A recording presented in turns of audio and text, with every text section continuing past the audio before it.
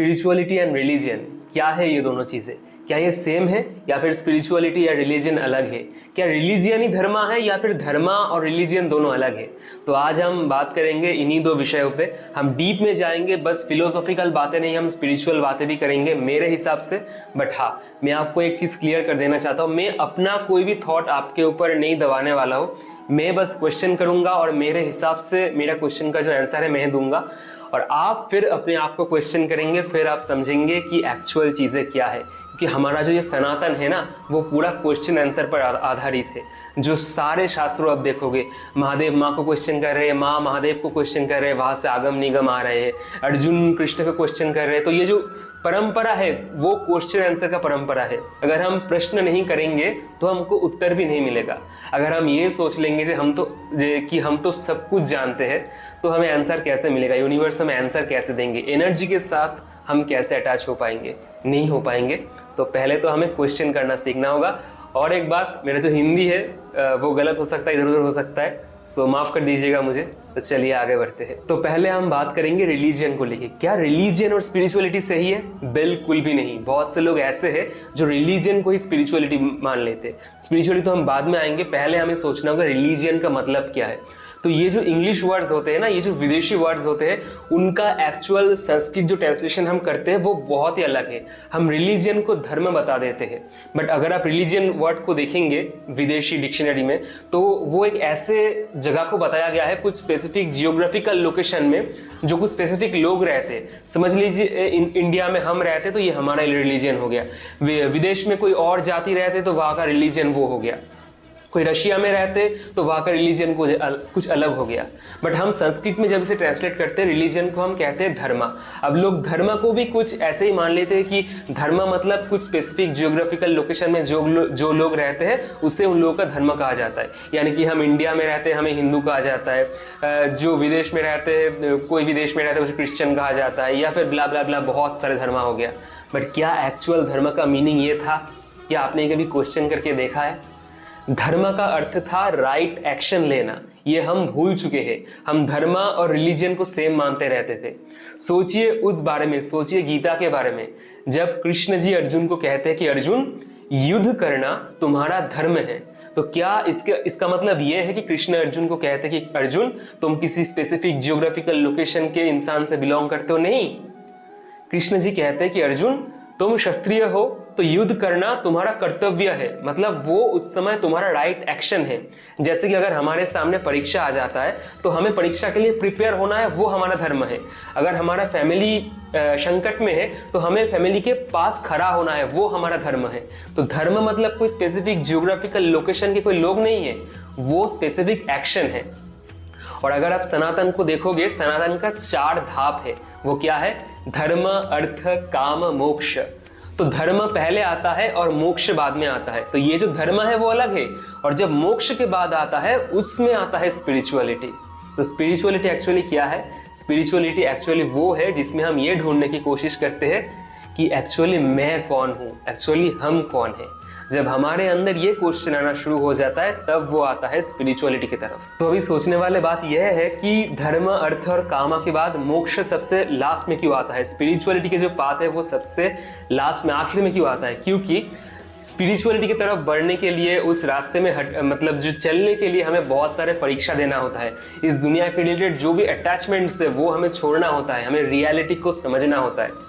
चिंता मत कीजिए, मैं आपको स्पिरिचुअलिटी नहीं सिखाने वाला, क्योंकि वो मेरा काम नहीं है। मेरा काम तो बस यही है कि आपके अंदर क्वेश्चन पैदा करना, क्योंकि जब आप क्वेश्चन पैदा करना सीख जाओगे आपके अंदर, तो ऑटोमेटिकली आप आंसर ढूंढना मतलब शुरू कर दोगे। वरना आप अगर सोच ले तो ये कि मुझे तो सब कुछ पता है, यही सब है, तो वही आप क्या ही ढूंढ लोगे ना। तो पहले तो ये क्लियर हो गया कि धर्म और स्पिरिचुअलिटी दोनों अलग है। अब हम ये देखेंगे कि एक्चुअली जब क्रिएशन हुआ था क्यों स्पिरिचुअलिटी अलग आता है। क्योंकि पहले ये होता है ना, हम इन सब कुछ में अटैच रहते हैं। ईगो में हो गया, काम में हो गया, अर्थ हो गया, धर्म हो गया, कि ये मेरा है, वो मेरा है, ये जो घर है वो मेरा है। इस बहुत सारे चीज़ों में हम अटैच रहते हैं, ये रिलेशनशिप मेरा है। तो ये बहुत सारे जो बैरियर्स है वो हमारे और स्पिरिचुअलिटी के बीच में आते हैं।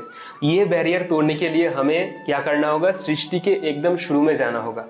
आप सोचिए, जब यूनिवर्स ने इस पृथ्वी को क्रिएट किया था या फिर इस गैलेक्सी को क्रिएट किया था, जब एनर्जी के वजह से, जब वाइब्रेशन की वजह से ये पूरा संसार सृष्टि हुए थे, आपको क्या लगता है जब ये पृथ्वी पहले बार मतलब आए थे इस सृष्टि में, तो क्या इतने सारे विभाग थे, इतने सारे सो कॉल्ड जो आप धर्म कहते हैं आप, कि ये इंडिया हो गया, ये पाकिस्तान हो गया, ये चाइना हो गया, ये अमेरिका हो गया, ये रशिया हो गया, ये ईरान हो गया, इराक हो गया, कुछ भी हो गया, ग्रीस हो गया, क्या ये सब थे? नहीं थे। एकदम सृष्टि के शुरू में जब पृथ्वी थे तब वो तो एक बस नॉर्मल जो प्लैनेट, वैसे जो प्लैनेट्स होते वैसे होते, तो वहाँ पे क्या कुछ डिवाइडेशंस थे? नहीं थे। बट डिवाइडेशंस कैसे आए? एनिमल्स जब आए तब भी डिवाइडेशंस थे? नहीं थे, क्योंकि एनिमल्स के पास वो सेंसेस नहीं होते जो ह्यूमन के पास होते। जब डायनासोर आए, जब एमीबा आए, क्या तब भी डिवाइडेशंस थे? नहीं थे। बट डिवाइडेशन कब शुरू हुआ? जब इंसान आने लगे, और यही से प्रॉब्लम शुरू होता है, क्योंकि इंसान का नेचर यही है कि हमें डिवाइडेशन करना है, और ऐसे ही एनर्जी हमें माया पे डाल देते हैं कि हम डिवाइडेशन करने में मतलब बहुत ज़्यादा एक्साइटेड हो जाते हैं कि नहीं भाई ये तो मेरा है, ये तो मेरा है। तो जब हम डिवाइडेशन करने लगे तब इस पृथ्वी, ये जो बहुत बड़ा पृथ्वी था वो डिवाइड होने लगे, ये देश इसका है, वो देश उसका है। बट क्या सृष्टि के शुरू में ये सब था? नहीं था। अगर सृष्टि के शुरू में ये सब नहीं था तो आप अपने दिमाग में ये सब क्यों घुसा रहे हो?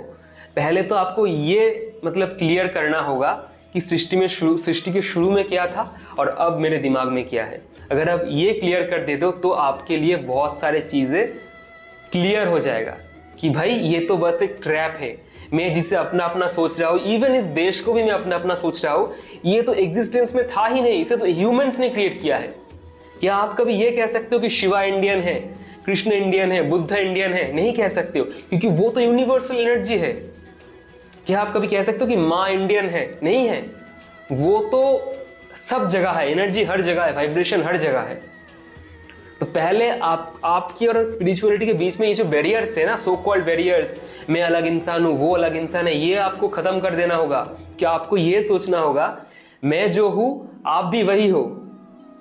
आप ये थॉट्स एक बार बैठा लो पहले दिमाग में, आप ध्यान से सोच के देखो। सोच लो एक बहुत बड़ा समुंदर है और समुंदर में से आपने एक बूंद पानी ले लिया, फिर आप सोचने लगे ये जो पानी है ये तो समुंदर से अलग है, क्या ये कभी समुंदर बन सकता है? आंसर है यस, बन सकता है। अगर वही पानी को आप फिर से समुंदर में डाल दो तो उसी पानी को हम फिर से समुंदर ही कहेंगे। तो हमारा जो सोर्स है वो सेम है, हम एक ही जगह से आए हैं, बट हम अभी डिवाइडेड है क्योंकि हमारा कॉन्शियसनेस डिवाइडेड है।